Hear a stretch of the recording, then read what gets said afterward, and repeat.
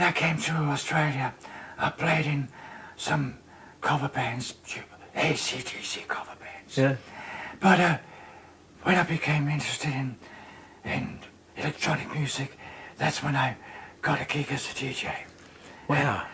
Play Bronski beat and all that. Yeah, Bronski beat and all that stuff. It was a great era, wasn't it? It was a great era. Because I was just becoming a teenager back in those years. Yeah. Not that I want to brag about it. No, you were 43 in those years. Now listen, do you remember, you used to always dress outrageously. My parents used to call you the grass parrot. We did a telethon once, and he looked like a grass parrot. And my mum and my dad, who was like the quintessential old Aussie, said, "God, he looks like a grass parrot." And anyway, but he used to dress up in all this great stuff, and that's why I sort of liked him, because he was different, you know, really playing different stuff, and we enjoyed that, you know. But one night you're walking home from the club, remember? Oh, I know where you're going. You know where I'm going with this? Yeah. And those bloody yobbos jumped on you and broke your arm in 3 places just because you look different. Yeah. In Sydney? Yeah. And actually, thinking back of it, that was really what was called poster bashing. It was. Although I had a girlfriend, but they didn't know. No. But now when we hear stories about what happened in Bondi, I was kind of lucky because You were. people got killed.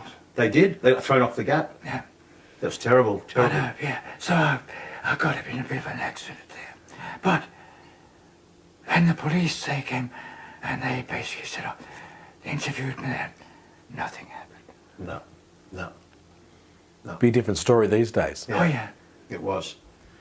Yeah, no, that was back in, because after the nightclub, I used to head in to Oxford Street because that stayed open till 7 in the morning. And we played in a few bars in Oxford Street. Oh, but in there, I went to the Exchange Hotel to listen to the latest basic gay music, because that's where the real pumping, good dance music. Yeah, it was. Frankie Goes to Hollywood and all that stuff. Yeah, that was great. It was good stuff, wasn't it? It was great stuff. It still is good stuff. Still is. So, both of you working in this nightclub front, collaborating, getting ideas together.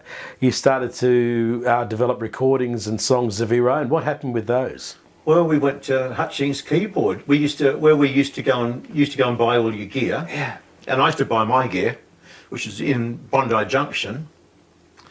I had a studio there, a little recording studio, and all the bands used to record there. Yeah. Metals, anything. I remember one day walking in and the keyboard player for Metals, who's by the way dead, by the way. Metals.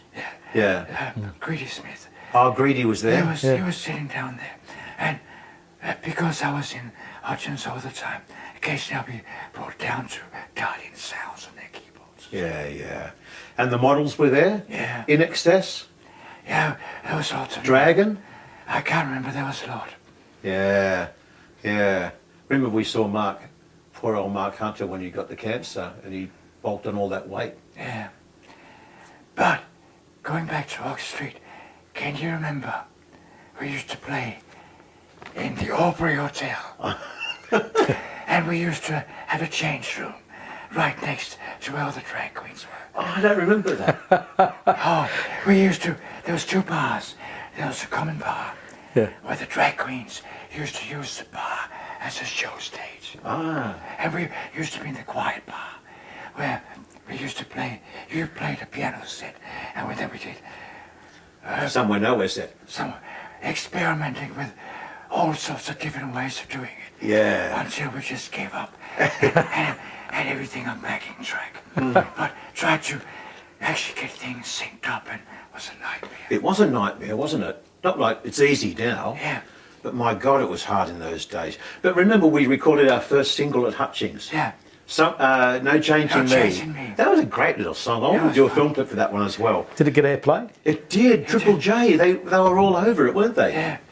We used to be driving through Sydney, and our song would come on the radio, and we think, wow, but not just once, all the time they were playing it, weren't they? And then from that, we had a Spanish television crew came out, and they videoed us for a Spanish video program.